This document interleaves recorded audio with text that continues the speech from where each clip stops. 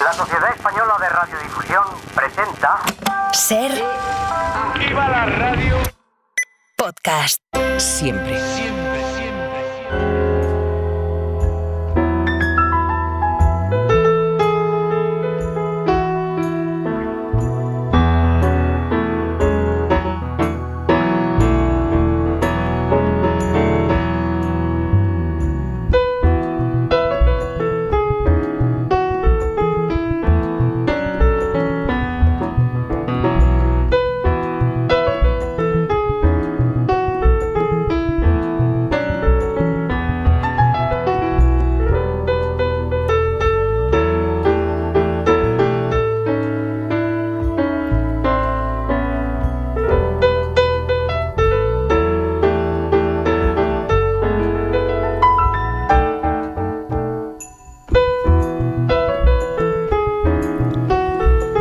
Desde París, como cada mañana de domingo, Mar Bassets, corresponsal del País en la capital francesa. ¿Cómo estás, Mar? Buenos días. Hola, Javier. Buenos días. Bonjour. Hoy has hablado mucho en estos días sobre la posibilidad de que lo que está ocurriendo en las universidades americanas de alguna manera transpire y se traslade a Europa. Son universidades también permeables a esos movimientos estudiantiles pro-palestinos. Algo está ocurriendo también en París, ¿no? Sí. Desde hace días, hace un par de semanas, ha empezado a haber ocupaciones de universidades, de facultades. Es curioso porque, bueno, Francia tiene este sistema educativo particular muy elitista y a la vez público, donde forman realmente a las élites intelectuales, pero también administrativas y la gente que dirigirá el país dentro de 10, 15, 20, 30 años, ¿no? Y uno de estos lugares es Sciences Po, el Instituto de Estudios Políticos, que tiene una sede en París y también en algunas ciudades francesas. Y es precisamente en Sciences Po, es decir, ahí donde se están educando los que dirigirán Francia y también otros países, porque hay muchos alumnos internacionales, es ahí precisamente uno de los focos de la protesta. En Sciences Po estudió Macron. Bueno, si leyese la lista de quienes estudió en Sciences Po sería larguísima y tendríamos los primeros ministros, presidentes, de todo, ¿no? Pero ahí, la semana pasada, hubo ocupaciones, se instalaron tiendas en un patio, hubo ocupaciones de aulas. La policía desalojó, se cortó la calle, que es una callejuela muy estrecha, en el barrio de Saint-Germain-des-Prés, en París. Se cortó la calle, hubo un acuerdo entre los estudiantes y la dirección del centro, y este jueves hubo lo que llamaron un town hall meeting, ¿no? ¿Te suena esto, no? Sí, es muy americano. Sí, lo que hacían los políticos que van a los pueblos ahí a hablar con la gente. Pues lo mismo. En este caso, perdón, supongo que participaría Arantxa González Laya, quizá, ¿no? Claro, sí, participó la dirección del centro, entre ellos la exministra de Exteriores española y actual decana de la Escuela de Política Internacional de Sciences Po, Arantxa González Laya, y unos 300 alumnos. Y, por cierto, hubo muchas quejas en Francia, no solo en Sciences Po, en Francia porque le llamasen Town Hall, porque es esto de americanizarlo todo. Pero es que ahí es uno de los debates que a los franceses les gusta tanto y les irrita que se americanice. Y dicen, al trasladar las protestas de Columbia, de UCLA en California, de universidades americanas a Francia, nos estamos americanizando, no hacemos lo nuestro. Pero lo cierto, bueno, es que hay una parte de mimetismo. Los estudiantes ven lo que ocurre en Estados Unidos y dicen nosotros también. Sí. Y hay una parte también, bueno, que lo que está sucediendo en Gaza impacta mucho a la juventud y está propiciando estas protestas que yo creo que hay que tenerlas en cuenta en Francia, pero no llegan a las dimensiones todavía, no sabemos qué pasará, pero todavía no llegan a las dimensiones ni a la fuerza ni a la influencia que pueden tener en Estados Unidos. Oye, por cierto, se han reunido hace unos días Macron y Scholz, de hecho luego hablaremos un poco de algo de lo que han comentado.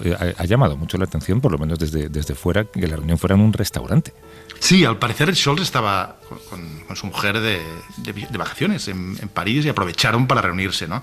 Y a Macron hay que decir que es bueno en la relación personal, ¿no? Y en cultivar, que no va bien con Scholz, por cierto. La relación franco-alemana está en un momento bastante complicado por multitud de razones, pero él aprovechó para llevarle a su restaurante favorito, que es la Brasserie La Rotonde, en Montparnasse, una brasserie histórica donde, bueno, hasta Unamuno iba allí en los años 20, pero los Hemingway, ¿no? Como estos lugares de París que tienen tanta historia, pues Macron llevó al matrimonio Scholz y fue él con Brigitte y estuvieron hablando sin asesores, sin traductores, nada. Tête à tête, por decirlo en francés. Decía que hay una cosa de la que hablaron, seguramente no, porque luego lo han confirmado, y es que este 22 de abril, en Dresde, la policía alemana detuvo bajo la acusación de espiar para Pekín a Yuan Guo, que es un ciudadano alemán de origen chino que trabajaba como asistente parlamentario del eurodiputado Maximilian Krah, del partido de ultraderecha Alternativa para Alemania. Y unos días antes, en el oriente del país, digamos, también se detuvo a 3 ciudadanos alemanes acusados de trabajar para el Ministerio de Seguridad del Estado chino. Informaban sobre tecnología que podría ser usada con fines militares. Los estados siempre se han espiado entre ellos, ¿no? Y en un contexto donde se vive una guerra en Europa, donde tendremos elecciones en poco más de un mes, la información que se pueda obtener no se puede leer solamente en clave nacional, porque también es clave europea. Y de hecho, cuando el diario Der Spiegel se preguntaba en un juego de palabras si el caso de espionaje de Alternativa para Alemania podía entenderse como una alternativa contra Alemania, podríamos ampliarlo y pensar que también es una alternativa contra Europa, porque nos muestra la relevancia que pueden tener dentro del partido y de su grupo en el Europarlamento los vínculos que existen entre Moscú y Pekín. Esta es una historia de espías, Marc. Sí, Javier. Esto es una historia de espía y esto refleja, como estaba diciendo ahora mismo, una paradoja que se ve en muchos partidos europeos y en Estados Unidos también, que se pueden autodenominar o considerar patriotas o nacionalistas. Y es que estos nacionalistas acaben trabajando en contra de la nación que dicen defender. Y en Francia, bueno, la cosa está muy clara. Marine Le Pen, la líder del Reagrupamiento Nacional, el Rassemblement National, ha mantenido durante años vínculos muy estrechos con la Rusia de Putin, y de hecho este es uno de los ángulos de ataque que tiene Macron y los adversarios de Le Pen contra ella. Pero hay un punto en esta historia de China, del espionaje chino y ruso en Alemania, que me parece fascinante, y es que Alemania, durante la Guerra Fría, ya fue un nido de espías, y en particular Berlín, y ahora lo vuelvo a ser. Si me permites que te cuente una pequeña anécdota, me ha venido a la memoria una entrevista que hice cuando empezaba en el periodismo, hacia finales de los 90, con Markus Wolf. Markus Wolf era el legendario jefe de los espías de la Alemania del Este, personaje incluso en novelas de John le Carré, ¿no? El jefe de los espías de la Alemania comunista. Y él decía algo que no he dejado de darle vueltas, y es que él decía algo así como que a sus espías les hacía leer atentamente la prensa internacional, porque era así, leyendo bien la prensa internacional, más quizá que infiltrándose o que usando tecnología o gadgets tipo James Bond, era así leyendo la prensa como se obtenía la información. Y una cosa curiosa de este caso es que el supuesto espía a favor de China en Alemania fue detenido en Dresden, antigua República Democrática Alemana, sede de una maravillosa ópera y museo, y también la ciudad donde en los años 80 el KGB envió a un joven agente, y ahí en Dresden aprendió los rudimientos y llegó muy lejos este joven agente, que se llamaba Vladimir Putin. Que luego acabó muy alto en el KGB. Acabó muy alto. Para hablar sobre este caso, nos atiende desde Berlín Gemma Casadevall, que es corresponsal del periódico de Cataluña en Alemania. ¿Cómo estás, Gemma? Buenos días. Hola, buenos días. En diciembre, el FBI, de hecho, investigó a Maximilian Krah por recibir dinero ruso para la AfD. Cuando se trata de dinero, la xenofobia deja de existir en ese partido, ¿no? Bueno, además de titulares como el que comentabas antes de Spiegel, hace 2 días salía en Süddeutsche Zeitung, que es un periódico de referencia aquí, otro que se llamaba, o sea, que era admiración por las dictaduras. ¿Y qué viene a ser eso, no? O sea, el Partido de los Patriotas al final acaba siendo un partido que practica el lobbyismo con China, en este caso, y eso sería en lo comercial, y que para los rusos pues practica, digamos, está metido en las redes de desinformación dirigidas desde el Kremlin, desde este chico joven que se llamaba entonces Vladimir Putin, que efectivamente aprendió alemán en Dresde y que seguía hablando alemán, ese alemán aprendido en Dresde, luego con Angela Merkel, con la canciller, ahora ex canciller. Ese interés de Pekín por Alemania podría entenderse como una influencia para cambiar la postura con Rusia por la guerra en Ucrania. Bueno, ese interés de China, digamos, viene de lejos, porque como decía Marc, aquí desde hace ya más de 20 años que existen esas redes de espionaje chino hackeando todo tipo de información de consorcios alemanes, ¿no? Hace poco, o sea, antes de esos casos de los espías chinos, ya salió en Spiegel también una información según la cual estaban hackeando, digamos, la tecnología de Volkswagen, del consorcio Volkswagen, desde hacía unos 10 años y de una manera sistemática. Ahí también uno se pregunta hasta qué punto, digamos, una industria que es puntera en lo que es la electromovilidad, entre los autos electrónicos, como es China, ¿para qué está espiando a Alemania, que va bastante rezagada, ¿no? Puede ser que en lugar de estar espiando esté mirando hasta qué punto están avanzando o hasta qué punto salen de esta especie de letargo que está sufriendo ahora mismo la industria automovilística alemana respecto a la China. Igual quieren saber a cuánto de distancia está Alemania de la tecnología china, ¿no? Marc. Sí, buen día, Gemma. Y al mismo Hola, tiempo, la relación de Alemania con China es muy estrecha e íntima. Recientemente estuvo el canciller Scholz ahí. Sí, digo, China es teóricamente el primer socio comercial para Alemania y para Europa también. Scholz estuvo a finales ahora estamos en abril, sí, a mediados de abril estuvo allí con una superdelegación de empresarios que de alguna manera eso sigue la tradición que ya habían impuesto desde tiempos de Helmut Kohl. Helmut Kohl empezó ya hace muchos años a desplazarse a China regularmente con sus empresarios a ver qué podían tramar. Schröder siguió, Merkel siguió y ahora pues le toca a Scholz cargar con esta especie de San Benito.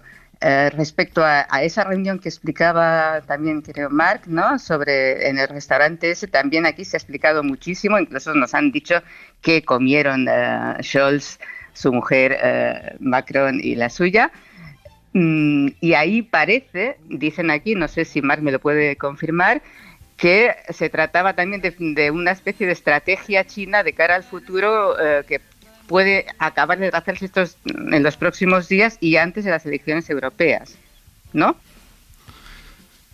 Sí, no he leído esta información, pero es probable. Y además, bueno, es que precisamente mañana llega Xi Jinping a París, mañana y pasado, exacto, y Macron se lo llevará. Macron, que como decía, le gusta mucho cultivar estas relaciones, se lo llevará a los Pirineos, al pueblo, al Tourmalet, donde pasa el Tour de Francia, que está cerca del pueblo de la abuela de Macron, para hacer unas fotos bien bonitas. Que queden bien. Bueno, el Tourmalet es la etapa reina mítica para todos nosotros, ¿no? Exacto. Cuando subíamos al Tourmalet.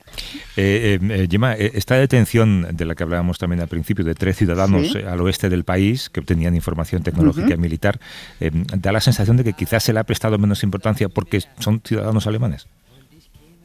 No, se le prestó la misma. Lo que pasa es que, digamos, la diferencia respecto a este, que también es alemán, o sea, es chino-alemán o alemán de origen chino, es que estaba al servicio del que es el cabeza de lista de Alternativa para Alemania en las europeas. Esto, claro, al partido lo ha dejado bastante desarmado porque por un lado, no pueden deshacerse de este candidato porque ya están las listas hechas y si las movieran podrían quedar eliminadas, ¿no? Podrían quedar invalidadas. Y por otro lado, se suma a las sospechas que ya se tenían sobre Kran, sobre el cabeza de lista de Alternativa para Alemania en las europeas, de lobbyismo a favor de Rusia y de Pekín, ¿no? Entonces, digamos, se suma todo esto y se suma al discurso actual sobre, digamos, las redes de desinformación que está trazando el Kremlin para de alguna manera desestabilizar las elecciones europeas o difundir sus propios mensajes, en los que están metidos bastantes partidos de la ultraderecha, no solo la alemana, sino también de toda Europa. Entonces ahí esto está creando, digamos, el tema ha llamado más la atención por eso, porque bueno, también uno se pregunta cómo puede ser que no llamase la atención un empleado chino, porque aunque sea de nacionalidad alemana, era chino o es chino, en un partido de ultraderecha alemana, ¿no? Tan desapercibido no podía pasar, ¿no? Sí. Vale. La AfD, la Alternativa para Alemania, el partido de ultraderecha, hace unos meses parecía fortísima en los sondeos. ¿Tú crees que esto le va a afectar y no va a tener tan buen resultado como esperaba? Porque, bueno, además hay elecciones también regionales más adelante. En septiembre. Sí. Esto le va a afectar un poco, de hecho está bajando puntos, sigue en segunda posición de intención de voto a escala nacional, en primera en intención de voto a escala de esas regiones del este donde habrá elecciones en septiembre, Pero de alguna manera ese trasvase de votos se va más bien a esa nueva formación de la izquierda populista que dirige Sarah Wagenknecht, que son los que están subiendo. Es decir, no se sabe si está perdiendo votos, porque aún ha pasado poco tiempo, ¿no? Por esa sucesión de escándalos, de espionaje, de desinformación, de ser un falso partido de patriotas que en realidad está trabajando para dictaduras. No se sabe si es por eso o por ese trasvase de votos hacia ese populismo izquierdista nuevo. Pero lo que pasa es que, entre tanto, también ha ocurrido, digamos, la noche pasada, bueno, el viernes pasado, han empezado a haber ataques a personas, a un eurodiputado socialdemócrata, desde que estaba colgando carteles también en Dresde, todo pasa en Dresde, parece, ¿no? Que fue atacado de noche por cuatro desconocidos aparentemente ultraderechistas. O sea, ya están circulando muchas cosas. Puede ser que sí, que haya un sector del público, del electorado, digamos, menos identificado con la ultraderecha, podríamos decir incluso el voto de protesta famoso, ¿no? Que no es esencialmente ultraderechista, pero que está allí, que acabe, digamos, desviándose hacia otro lado. Pero también hay que tener en cuenta que la ultraderecha de alguna manera parece inmune, como es el trumpismo, a cualquier tipo de escándalos, porque en ellos prima la sensación de que eso es desinformación por parte de los grandes medios.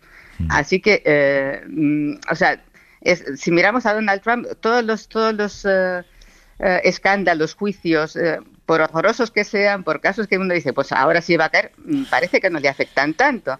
Y a la ultraderecha le pasa un poco lo mismo, ¿no? O sea, hay un cierto sector de votante ultraderechista que todo eso no se lo va a creer. Va a seguir pensando que no, que eso es Spiegel, que eso es nuestros grupos mediáticos, que estamos tratando de influir sobre ellos, ¿no? Desde la carta del victimismo, que es la que suele jugar la ultraderecha también, ¿no? Se sienten perseguidos por los medios de referencia, por los grandes medios que ellos dicen que les tratan de atacar para, pues eso, con difamación, ¿no? Sí, decía que no se lo va a creer o lo va a justificar, ¿no? Nunca dijo Trump algo más cierto como aquello de podría matar a alguien en la Quinta Avenida y la gente me seguiría votando. Sí, exactamente. Si levantas un poco la mirada, Gemma, y con una perspectiva un poquito más de hace unos años, desde que Angela Merkel salió del poder, la relación de Alemania con Rusia y China ha variado mucho. A ver, con China sí, se rompió de golpe, fue a raíz de Ucrania. Ahí, o sea, de la invasión de Ucrania. Ahí uno se pregunta también por qué no se rompió antes, estando Merkel en el poder, cuando en 2014 Rusia se anexionó a la República del Kremlin, ¿no? La península del Kremlin. Entonces, podría haberse roto antes. En ese momento Merkel aguantó. ¿Por qué? Pues porque Merkel seguía la dinámica que había empezado Schröder, su antecesor, de compramos gas barato, que eso va bien para nuestra industria, y consentimos a Putin, así lo tenemos tranquilito y no va a cosas peores. Esa política de consentimiento de repente se rompió con la invasión de febrero de 2022, se cortó a saco la dependencia energética rusa, lo que al gobierno actual le ha costado muchísimo esfuerzo para tratar de encontrar alternativas que no fueran excesivamente caras, o sea, que fueran más o menos asumibles y que no castigaran excesivamente tampoco la factura del consumidor. Respecto a China, hasta ahora no se había roto, hasta ahora se ha mantenido esa dinámica de vamos a seguir viajando hacia ahí, somos rivales pero no enemigos. O sea, se trata con China de una cuestión más económica, más industrial, no se trata de una cuestión política como sería con Rusia, ¿no? Pero con China se puede romper. Como decíamos hablando de esa reunión en un restaurante famosísimo de París, de Scholz y Macron, ahí parece que se estaba discutiendo sobre esa nueva estrategia que podría derivar en una especie incluso de establecimiento de aranceles a ciertos productos chinos, automóviles eléctricos, por ejemplo, ¿no? Lo que a su vez sería una medida bastante complicada y difícil de vender, digamos, de cara a Alemania, porque eso inmediatamente dispara la palabra proteccionismo, digamos que es, aparte de anticuada, ¿no? Sería objeto de fuertes críticas. Imaginemos lo que diría Donald Trump si llega a la Casa Blanca, Y resulta que estamos estableciendo aquí una especie de guerra comercial con China, ¿no? Sí, sí. Oye, pues muchas gracias por la conversación y por la fantástica explicación. Gemma Casadevall, que es corresponsal del Periódico de Cataluña en Alemania. Te dejamos ahí a la búsqueda de espías. Gemma, un abrazo. Muy bien. Gracias. Hasta otro día. Hasta luego. Adiós.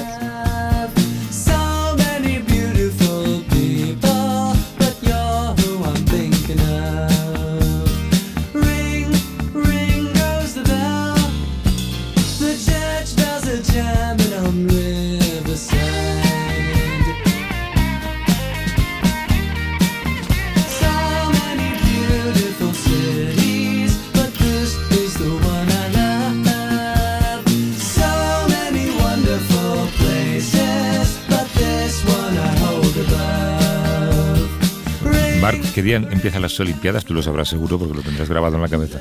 26 de julio. 26 de julio, o sea, estamos a poco más de 2 meses. ¿Se nota en París? Hay obras. Empieza a notarse, empieza a notarse. Y empieza a notarse porque en París muchas pruebas se celebrarán en el centro de París. Por ejemplo, el vóley playa, en el campo de Marte, delante de la Torre Eiffel. Están montando unas gradas impresionantes. Realmente un estadio ha aparecido ahí en unas semanas, un estadio en medio del campo de Marte, o en la Plaza de la Concordia, donde habrá pruebas de baloncesto 3 contra 3. Es decir, durante meses parecía que no había ambiente preolímpico y ahora pasando por París, empiezo a notarlo. ¿Hay algún acontecimiento deportivo de las Olimpiadas que sea, digamos, abierto al público sin tener entrada o todos pagando? Uy, me haces una pregunta que no tengo la respuesta. Yo no me suena, pero no lo sé. La verdad es que no lo sé. Constantemente están saliendo a la venta entradas y comentándose, aquí es muy difícil encontrar, etcétera, ¿no? Y luego habrá muchas entradas que los ayuntamientos regalarán, sobre todo en barrios populares, ¿no? Pero no sé si hay una prueba abierta a todo el mundo. Yo conozco mucha gente que quiere ir y que ve que las entradas están agotadas. Algún día de aquí a las Olimpiadas ya hablaremos de la reventa y de cómo se controla y de cómo funciona. Hasta la semana que viene, Marc, cuídate. Gracias, Javier. Hasta luego.